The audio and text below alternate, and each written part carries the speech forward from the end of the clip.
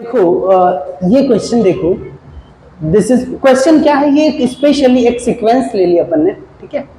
तो इस सीक्वेंस के बारे में स्पेशल बात क्या है, इस सीक्वेंस में एक आपको जब भी पावर हो हम सॉल्व करने के लिए क्या लेते थे, लॉग लेते थे।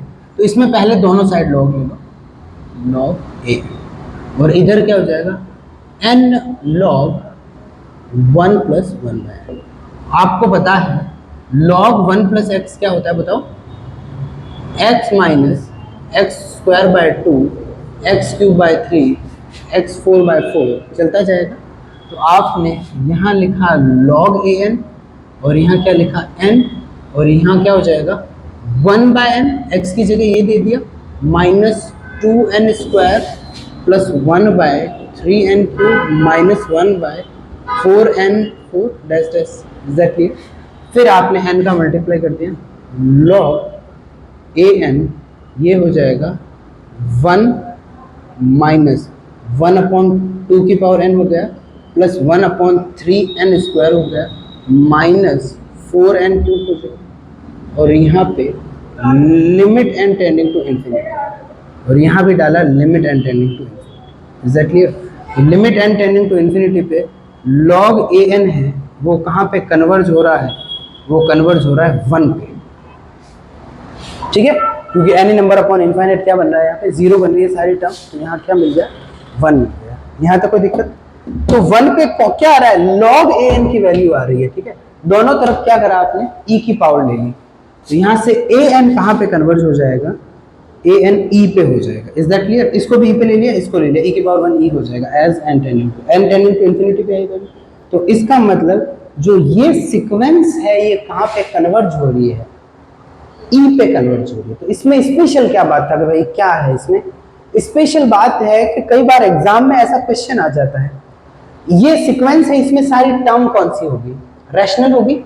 1 लिया तो यहाँ पे देखो 1 प्लस 1/1 2 की पावर 1 2 आ गया, 2 लिया तो 3/2 3/2 की पावर 2 रैशनल आ रही है, 9/4 सारी टर्म क्या आ रही है, रैशनल आ रही है।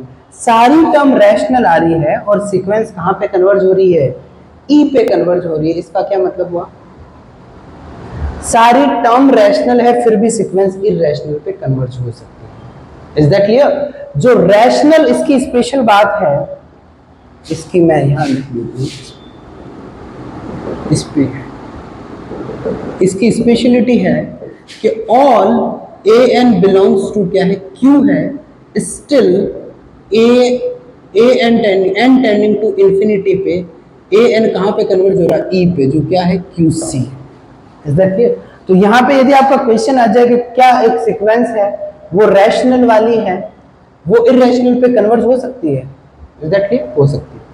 अब देखो एक चीज और, यहाँ पे इस सीक्वेंस के बारे में मैं अभी इसका वो प्रूफ कर रहा हूँ, तो थोड़ा सा ये अलग स्टाइल में होगा। यदि x1 ले लिया मैंने 1, x2 ले लिया 1 प्लस 1/n, ठीक है, x3 ले लिया मैंने 1 plus 1/n dash dash dash, वैसे मैंने xn प्लस 1 ले लिया 1 plus 1/n। Is that clear? सारी x1 x1 क्या लिया है 1, x2 x3 ये सारे क्या लिए हैं 1 प्लस 1/n लिया है। We know that geometric mean हमेशा किससे छोटा होता है, अर्थमेटिक मीन से।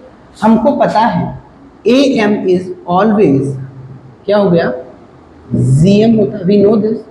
am क्या हो जाएगा x1 x2 dash dash dash xn plus 1 upon n plus 1, ये ज्यादा होगा किससे, x1 x2 dash dash dash xn plus 1 power 1 upon n plus 1। Is that clear? मैं अभी बताऊंगा ये क्यों लिया है, क्या लिया, यहां तक दिक्कत? अब देखो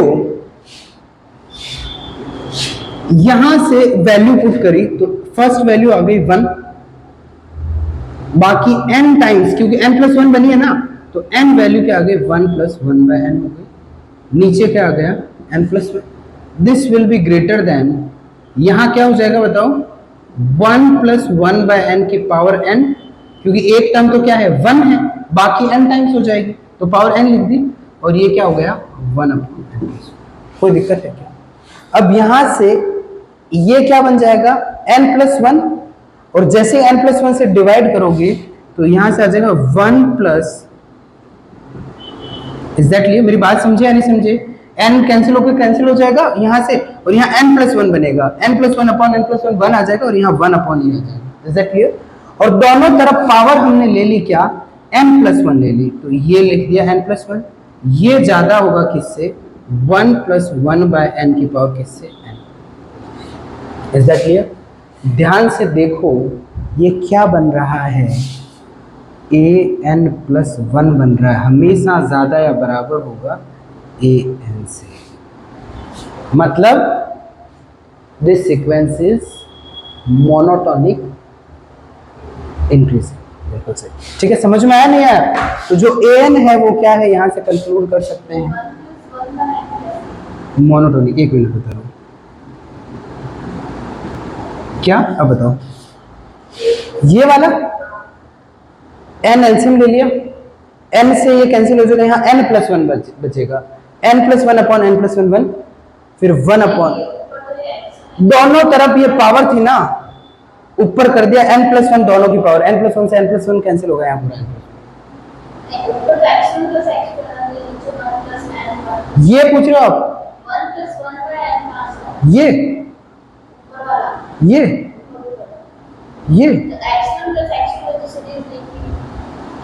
अच्छा ये पूछ रहे हो, ये x2 क्या है, x2 से लेके ये सारी टर्म क्या है, ये देखो 1 plus one by n, 1 plus one by n times हो गया एग्जैक्टली, और यहाँ पे पहली टर्म हो गई 1, दूसरी n टाइम्स मल्टीप्लाई होगा दूसरे पावर। ठीक है, कोई दिक्कत? तो कौन सी सीक्वेंस हो गई, मोनोटोन। इस माताफोड़ी के बिना ही हम बोल सकते थे, पूछो कैसे। फर्स्ट टर्म क्या आई इसकी, a1 2 की पावर 1 क्या आई, 2 आई, फर्स्ट टर्म आ गई 2, और n कन्वर्ज हो रही है कहां पे, e पे, और e क्या है, मतलब n इनफाइनाइट तक जाओगे ना, n टेंडिंग टू इंफिनिटी पे, तो वो कहां पे कन्वर्ज हो जाएगी, an e पे, मतलब 2.7 पे हो जाएगी, मतलब बढ़ गई, समझ? तो ये क्या होगी,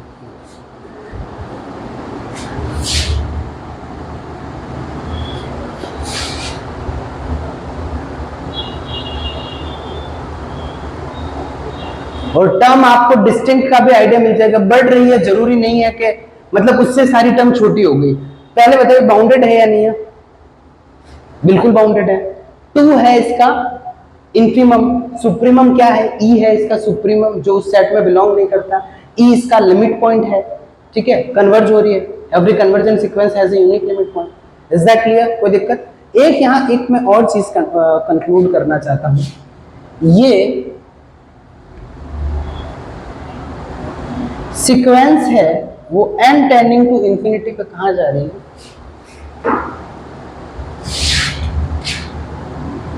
यहां से मुझे बताओ सुप्रीमम ऑफ ए एन क्या है, ई, क्योंकि भाई ए एन क्या है, ए एन एक इंक्रीजिंग सीक्वेंस है, तो n टेंडिंग टू इंफिनिटी पे जो वैल्यू होगी वही सबसे बड़ी होगी, तो इसका सुप्रीमम क्या आ गया, ई एन आ गया। तो मतलब ए एन हमेशा छोटा होगा किससे, ई से, for all n belongs to क्या हो जाएगा, क्या हो जाएगा, नेचुरल नंबर, ये तो टर्म्स का आएगा, यहां मैंने स्ट्रिक्टली लेस देन करा है क्योंकि ए एन क्या है, सारे ए एन है वो रैशनल नंबर है and this is irrational. Is that clear? समझ में आया नहीं आया? यहाँ स्ट्रिक्टली इसलिए आया, यहाँ तक कोई दिक्कत? दोनों साइड मैंने क्या करा, ए एन की, चलो पहले यहाँ वैल्यू लिख देते हैं, 1 n पावर n लिख दिया, और यहाँ क्या लिख दिया, e, दोनों साइड लॉग ले लिया, तो log 1 plus one by n less than 1 by n, बहुत इंपॉर्टेंट रिजल्ट है, याद रखना, ठीक है? समझ में आया कैसे आया? दोनों तरफ log लिया, log e की वैल्यू 1 होती है और n आगे आके इधर हो जाएगा, इज दैट क्लियर? तो दिस इज आल्सो, इसमें आगे वाला पोर्शन आएगा 1, वो मैं और लिखूंगा, इज दैट क्लियर? अब नेक्स्ट एक सीक्वेंस और लेंगे bn, जो स्ट्रिक्टली डिक्रीजिंग होगी and that would be similar to this. उसमें क्या करेंगे, 1 प्लस वन बाय एन की जगह क्या लेंगे, n प्लस वन ले लेंगे, ठीक है? n की जगह क्या लेना है, n प्लस वन लेना है।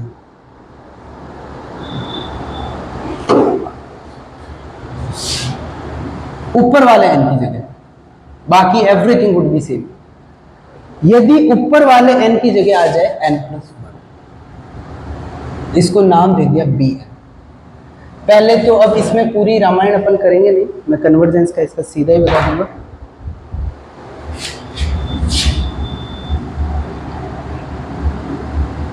यहां इसको लॉग लिया, लॉग bn हो जाएगा n+1 लॉग, सीधा मैं एक्सपेंशन कर रहा हूं, ठीक है, 1/n minus 1/2n² plus 1/3n³ dash dash dash.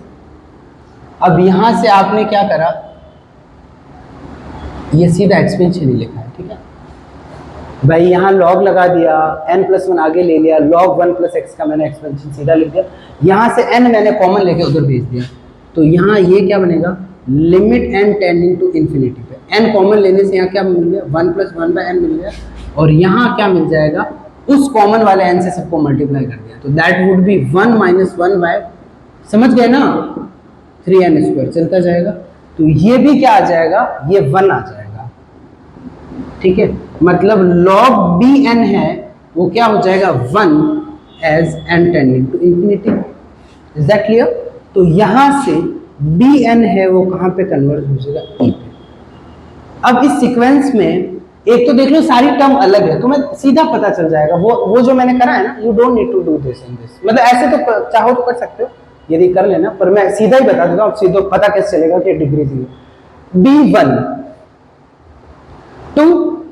2 की पावर 2, 4 है, कन्वर्ज कहां पे हो रही है, 2.7 पे है, ठीक है, तो अपने आप कम होगी, देख लो, फर्स्ट ले लो, सेकंड टर्म ले लो, आपको पता चलेगा, डिस्टिंक्ट टर्म मिलेगी और कम हो जाएगी, तो मतलब bn के बारे में आप सीधा ही बोल सकते हो क्या, मोनोटोनिक डिक्रीजिंग,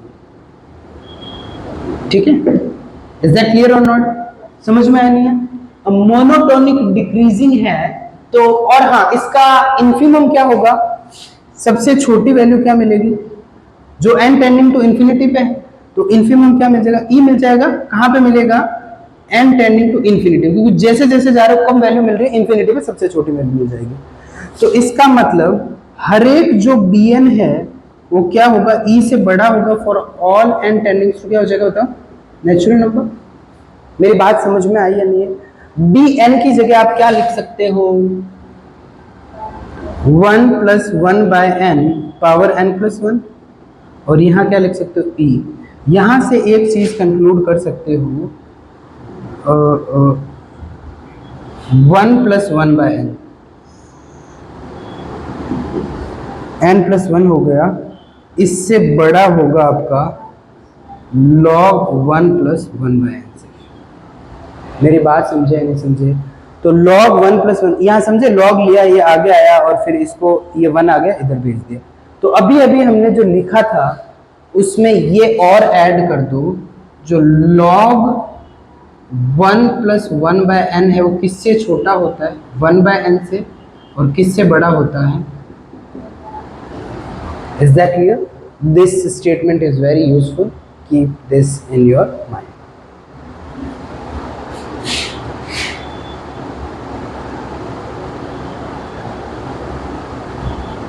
यहां तक दिक्कत है, 100% क्लियर है? n क्या है यहाँ पे, n क्या है यहाँ पे, वेरी गुड, n है यहाँ पे नेचुरल। अब देखो नेक्स्ट हम लेते हैं दो सीक्वेंस, एक तो xn लेते हैं और दूसरी क्या लेते हैं, yn। इनका कोई क्वेश्चन नहीं है, मैंने अलग से कुछ क्या सीक्वेंस ले लिए, ठीक है।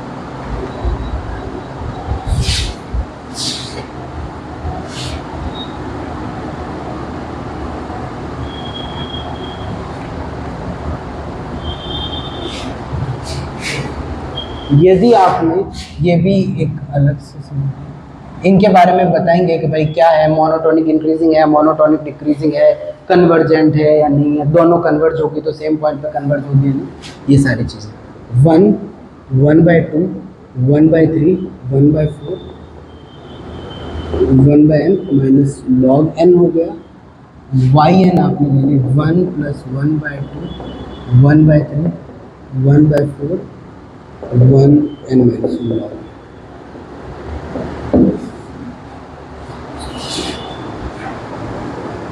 इक्वल्स टू क्या दे रखा है, ये दे रखा है वाई एन दे रखा है। भाई वाई एन क्या है,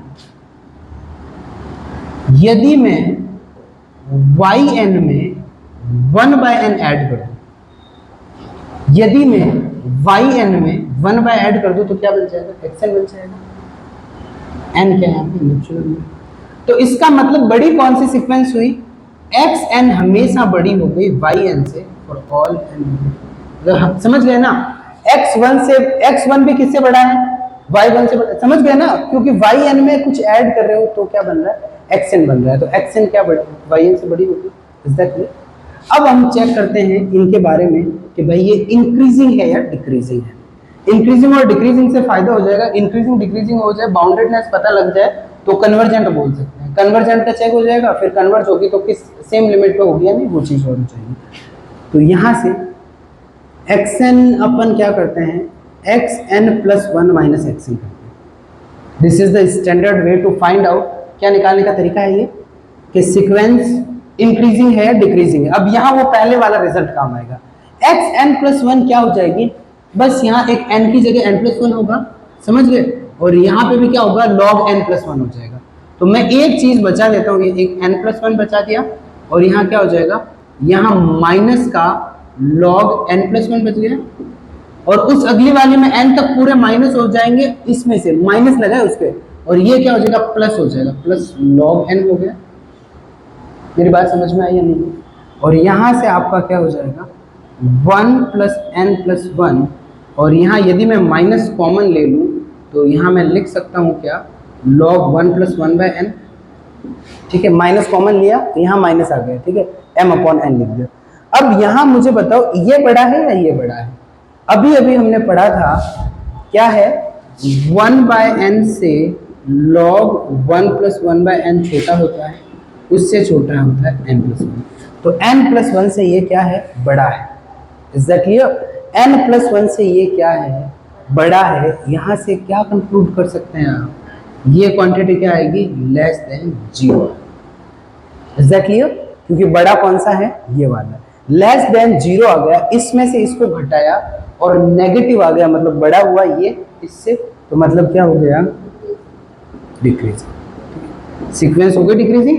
अब देखो, और स्ट्रिक्टली है, क्यों, ये स्ट्रिक्टली लेस देन है, वहां पे हमने डिस्कस करी थी ये चीज। अब दूसरी yn प्लस 1 है, माइनस करा yn, तो उस सिचुएशन में क्या बचेगा, यहाँ एक तो आ जाएगा 1/n, और माइनस का ये सेम ही रहेगा, log 1 प्लस 1/n रहेगा, ठीक है।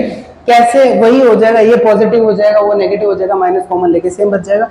अब यहाँ बड़ा कौन सा है, ये है, तो this will be what, greater than 0 strictly. इसका मतलब जो yn सीक्वेंस है, यहाँ से xn डिक्रीजिंग हो गई, एंड yn सीक्वेंस है वो क्या है, इंक्रीजिंग हो गई। Is that clear?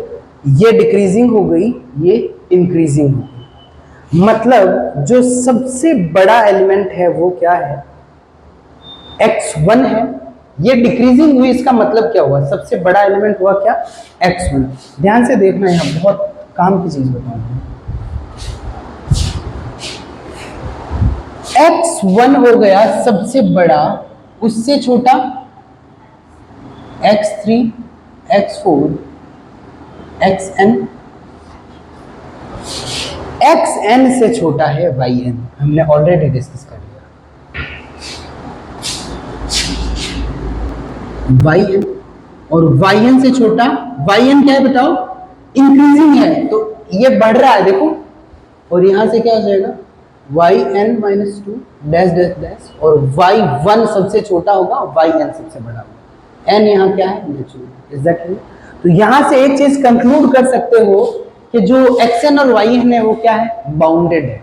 कैसे, x क्या है, x वाली सीक्वेंस क्या है, डिक्रीजिंग है, ये डिक्रीजिंग है, मतलब नीचे कितनी ही जा सकती है, बाउंडेड अबव होगी, डिक्रीज होनी भाई कोई वैल्यू से स्टार्ट होगी, और वो इंक्रीजिंग है मतलब वो बाउंडेड बिलो होगी। तो xn और yn के लिए ऐसे एलिमेंट मिल रहे हैं जिनके बीच में आ रही है, तो यहां से आप क्या बोल रहे हो, जो xn है एंड yn है वो क्या है, बाउंडेड है। और बाउंडेड है और साथ में मैंने ऑलरेडी बोल दिया है ये स्ट्रिक्टली डिक्रीजिंग, ये स्ट्रिक्टली इंक्रीजिंग, मतलब at most one limit point, और बाउंडेड का मतलब एटलीस्ट वन लिमिट पॉइंट, दोनों मिल गए तो क्या हो जाएगा, एग्जैक्टली वन पॉइंट। और बाउंडेड सीक्वेंस होती है और एग्जैक्टली वन लिमिट पॉइंट होता है, तो मतलब क्या हो जाएगा, एक्सएन भी क्या हो जाएगी, कन्वर्जेंट हो जाएगी। कहां पे समझ लिया अपन ने, एल पे कन्वर्जेंट समझ लिया, ठीक है। और वाई एन भी कहां पे कन्वर्जेंट समझ लिया, एम पे कन्वर्जेंट। यहां तो कोई दिक्कत, अब यहां पे कन्वर्जेंट होगी तो क्या सेम पॉइंट पे कन्वर्ज होगी या नहीं, चेक करते हैं। अब आपको पता है जो xn है वो क्या है, yn प्लस 1/n है, एज n यहाँ नेचुरल नंबर है, और लिमिट पॉइंट कहाँ मिलता है, n टेंडिंग टू इंफिनिटी पे मिलता है। xn क्या बन जाता है यहाँ पे l, yn क्या बन जाता है m, और ये 1/∞ क्या 0, तो यहाँ से हो गया एक ही पॉइंट पे कन्वर्ज हो गया। Is that clear? तो यहाँ से xn है ये किस पे कन्वर्ज, और ये yn है ये दोनों कन्वर्ज हो जाएगी l पे। इसको ले लो आप गामा, और इसकी वैल्यू होती है 0.57 यूलर कांस्टेंट।